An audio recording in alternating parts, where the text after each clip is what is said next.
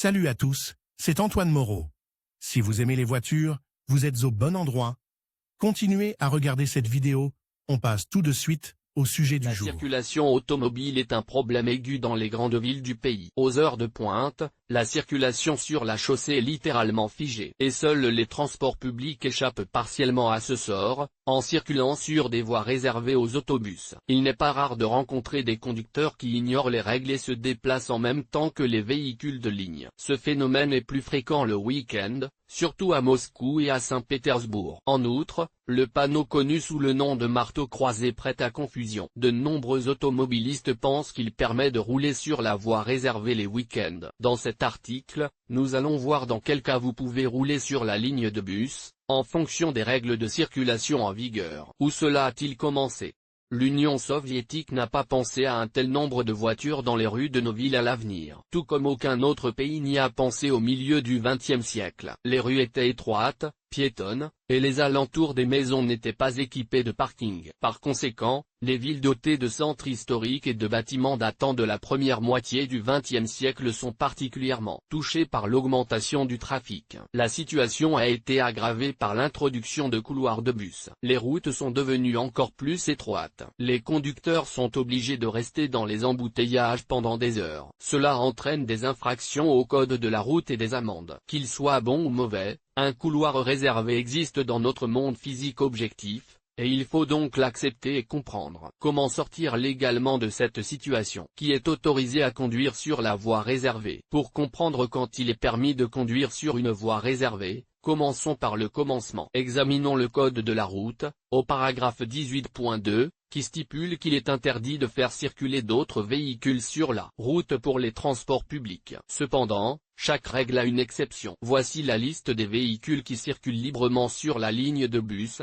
véhicules à itinéraire fixe, autobus ou trolleybus, bus scolaires, les taxis et les navettes de passagers, les cyclistes. Dans le même temps, les trois derniers groupes ne peuvent utiliser la voie réservée aux bus que si elle n'est pas signalée par un panneau brique. Si ce panneau surplombe toujours la voie réservée, la circulation sur celle-ci n'est autorisée qu'aux autobus. De même, sur la ligne marquée de la lettre A, cette catégorie de véhicules ne peut circuler que si elle est codirectionnelle par rapport à leur mouvement. Les règles ne prévoient pas l'apparition d'autres véhicules sur la ligne réservée aux navettes, même s'il s'agit d'un véhicule de covoiturage, d'un véhicule de transport à deux roues ou d'un autobus interurbain. En général, cette catégorie comprend tous les autobus qui ne sont pas destinés au transport d'enfants scolarisés. Il convient de dire quelques mots sur les taxis. Un taxi est une voiture qui possède les attributs appropriés, taximètre, damier, couleur blanche ou jaune. À Moscou, les chauffeurs de taxi doivent conduire des véhicules portant des numéros jaunes spéciaux. Par conséquent, les chauffeurs Uber et les chauffeurs privés se voient infliger des amendes au même titre que les automobilistes ordinaires. Quand les autres véhicules peuvent-ils circuler sur la voie de bus? Chaque conducteur aura une question concernant les réaménagements, les croisements et les arrêts sur la ligne pour les bus. Que faire lorsque vous devez tourner à droite, mais que la voie réservée au transport public vous gêne? Ou si les circonstances vous obligent à vous arrêter sur ce tronçon de route? Examinons ces deux situations. Tourner en travers de la voie, faire marche arrière. La zone réservée aux bus est séparée de la chaussée principale de deux manières. Une bande de marquage pleine. Dans ce cas, il est interdit de passer sur la ligne marquée. Une ligne en pointillé. Vous pouvez franchir la ligne et entrer dans la voie réservée aux navettes. En d'autres termes, si le virage à droite n'est autorisé qu'à partir de la ligne de bus, qui est marquée d'un trait plein, le code de la route vous interdit de tourner à droite. Cette règle s'applique également aux détenteurs de bicyclettes et aux chauffeurs de taxi, si un panneau entrée interdite est installé au-dessus de la route. Les moyens modernes de fixation détectent également le moindre écart par rapport à la ligne continue. Bien sûr, s'il y a un obstacle devant vous et qu'une manœuvre est nécessaire, vous pouvez faire appel de votre amende. Mais il vaut mieux garder ses distances et ne pas dépasser la ligne de marquage. S'arrêter dans une voie réservée. La solution découle de la règle précédente. Si vous ne pouvez pas franchir la ligne continue, vous n'avez pas le droit de vous arrêter sur une voie réservée. Toutefois, si la ligne de mise en évidence est une ligne pointillée, vous pouvez vous engager sur la voie. Lorsque vous franchissez un marquage interrompu, vous devez vous assurer que votre véhicule ne gêne pas la circulation des véhicules publics. Dans ce cas uniquement, vous pouvez vous arrêter dans la zone réservée aux bus. Bien entendu,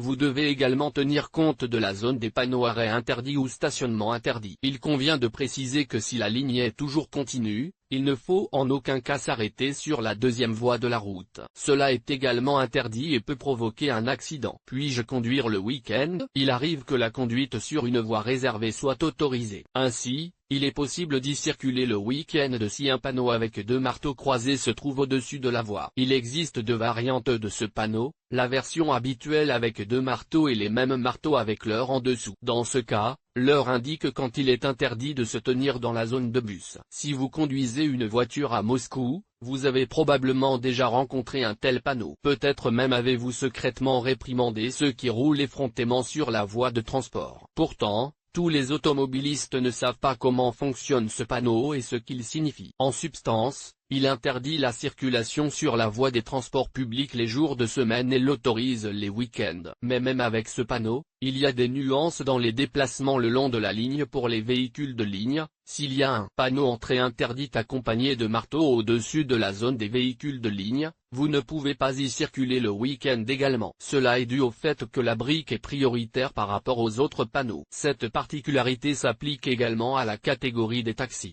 Il arrive que les jours ouvrables soient officiellement reportés au week-end en raison de jours fériés. Ces jours-là, la voie des transports publics n'est donc pas disponible. Pour ne pas vous tromper et ne pas recevoir d'amende, vérifiez toujours le calendrier officiel des jours fériés du gouvernement russe. Chaque année, le nombre et les dates des jours fériés changent. C'est un problème très sérieux pour les conducteurs. Notre pays compte beaucoup de week-ends, mais encore plus de personnes qui travaillent en dehors de la semaine normale de 5 jours. Si vous voyez les marteaux tant convoités, ne vous précipitez pas pour les réarranger, regardez d'abord la ligne de démarcation qui vous sépare de la zone désignée. Si elle est solide, vous enfreindrez la règle en la franchissant, bien qu'il soit permis de se déplacer sur l'allotissement. C'est là tout le paradoxe. Quelques autres panneaux indiquent également l'autorisation d'utiliser le busway. Un panneau indiquant les jours de la semaine avec un tiret, par exemple du lundi au vendredi. Ce type de panneau prescrit une interdiction de circuler sous le busway pendant les jours spécifiés. Sa variante contient le jour de la semaine et l'heure, mardi 8h00 20h00. Cela signifie qu'il est interdit de passer sous le panneau exactement à l'heure spécifiée le jour spécifié. En outre, les panneaux numérotés 8.5, 1, 8.5.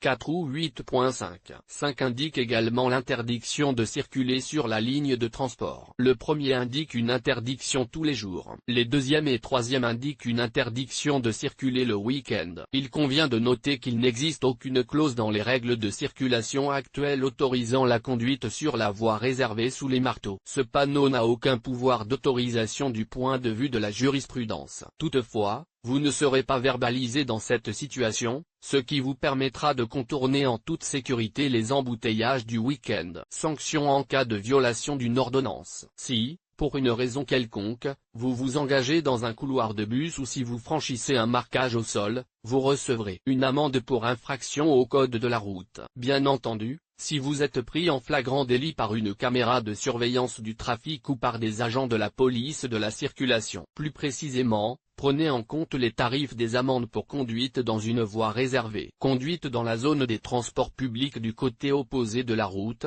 à Moscou, 3000 roubles, dans les régions, 1500 roubles. Conduite sur la route en sens inverse pour les minibus, 5000 roubles ou retrait du permis de conduire pour une durée maximale de 0,5 ans, récidive, retrait du permis de conduire pour une durée maximale d'1 an ou 5000 roubles. Dans le même temps, vous pouvez payer une amende avec une réduction de 50% par rapport à la décision de 2017. Vous pouvez le faire si vous payez la dette dans les 20 premiers jours suivant l'arrivée de l'amende. Dans les grandes villes, la conduite sur les lignes de bus est plus souvent enregistrée à l'aide de caméras. Ainsi, pour avoir circulé sur une ligne dédiée dans une rue, plusieurs amendes peuvent arriver en même temps, enregistrées à des endroits différents. Cependant, vous ne pouvez pas les contester si tout est marqué conformément à la loi. Dans d'autres cas, si vous n'êtes pas d'accord avec l'amende, vous pouvez contester la sanction. Il arrive souvent que les travailleurs fassent des marquages incorrects et que la voie de transport public soit mal située. Dans ce cas, il est littéralement impossible de passer sur le site sans enfreindre la règle. Il existe de nombreux exemples où les autorités se sont vraiment trompées en marquant des zones de transport séparées. Conclusion. La création d'une voie séparée pour les véhicules routiers reste une question controversée et discutable. Il n'existe pas de statistiques sur la mesure dans laquelle une telle innovation a amélioré nos vies et allégé le trafic, en particulier le trafic automobile. Cependant, le gouvernement doit de toute façon rationaliser la situation des routes et des voitures dans les grandes villes, et c'est pourquoi il a recours à des solutions aussi exotiques. C'est peut-être une excuse pour passer au transport public, mais même les bus sont parfois bloqués dans les embouteillages. Dans les villes dotées d'un réseau de métro, il est possible de gagner du temps dans les embouteillages, d'économiser des efforts et, surtout, de l'argent. Quelle que soit votre opinion sur cette idée, vous ne devez pas enfreindre les règles et rouler dans la voie réservée aux bus, obligeant ainsi les personnes qui n'ont pas les moyens d'acheter un véhicule privé à n'attendre que vous.